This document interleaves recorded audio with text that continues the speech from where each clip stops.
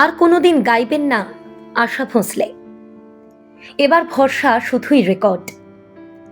কোনো কোনো শিল্পীর বয়স হলেও তার চলে যাওয়া যেন মেনে নেওয়া যায় না।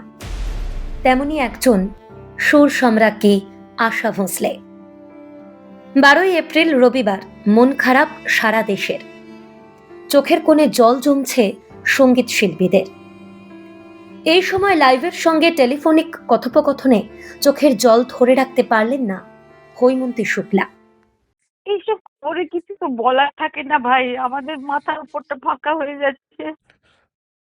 আমি বুঝতে পারি যে 92 বছর বয়স হয়েছিল ওনার, কিন্তু উনি ভীষণ জীবনী শক্তি ছিল, নাহলে এই বয়সে এখনো বিদেশে প্রোগ্রাম করে এলেন।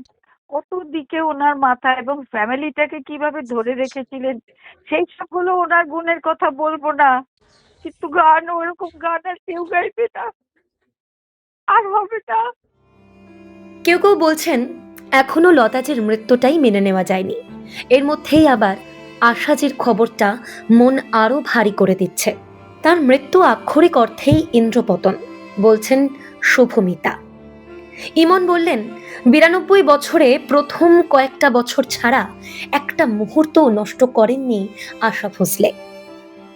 নিজের সবটুকু উজাড় করে দিয়েছেন শুধু সঙ্গীতকে।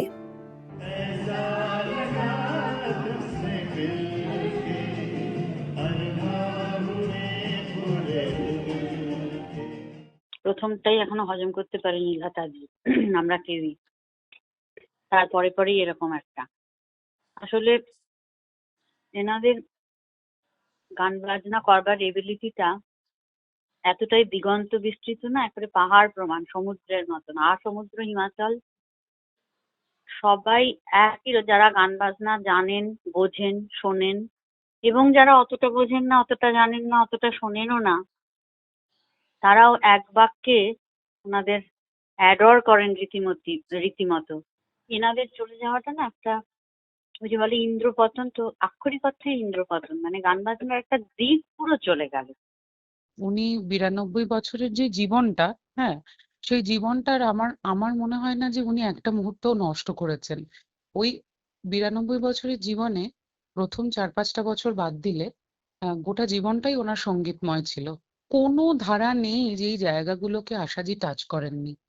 তো এরকম একটা জীবন, সেই জীবনটাকে, তার সঙ্গীতকে আমার মনে হয় আমরা যারা সঙ্গীত প্রেমী মানুষজন, আমরা যারা সঙ্গীত ভালোবাসি, শ্রোতা হিসেবে, শিল্পী হিসেবে আমি তো সেলিব্রেট করব।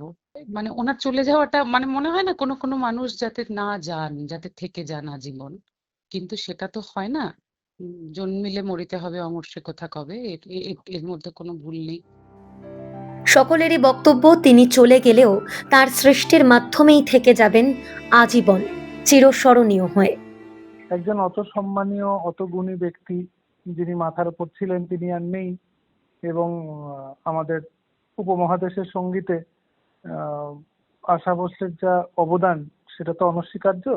ওনার মতন ট্যালেন্ট ক্ষণজন্মা, এবং কি বলবো, ওনার সৃষ্টির মধ্যে দিয়ে উনি সারা জীবন থেকে যাবেন আমাদের মধ্যে। মানে আমার সত্যি আমার বাকরুদ্ধ হয়ে আসছে যে এরকম একজন মানুষ, আমি লতাজি আশাজির সাথে যেটুকু সময় কাটানো বা দেখা হবার, বিশেষ করে আশাজির সাথে বেশি অনেকবার দেখা হয়েছে, সুযোগ, মানে এটা কি বলবো, এটা আমার জীবনের আমার পরম সৌভাগ্য যে এই মানুষটার আমি তাকে প্রণাম করতে পেরেছি এবং তার কাছে কিছুক্ষণ সময় পেয়েছি।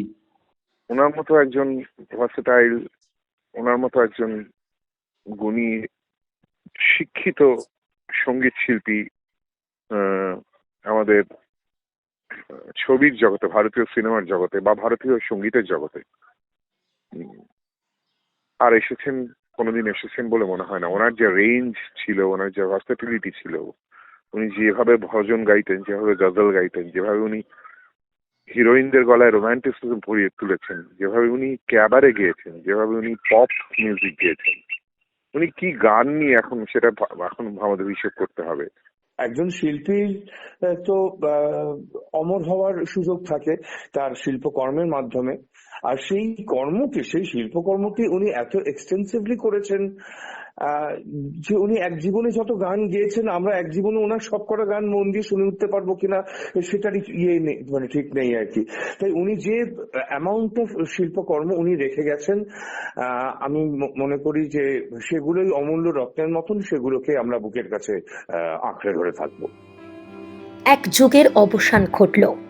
রবিবার যেন সত্যি খানিকক্ষণ থমকে গেল সঙ্গীত মহল।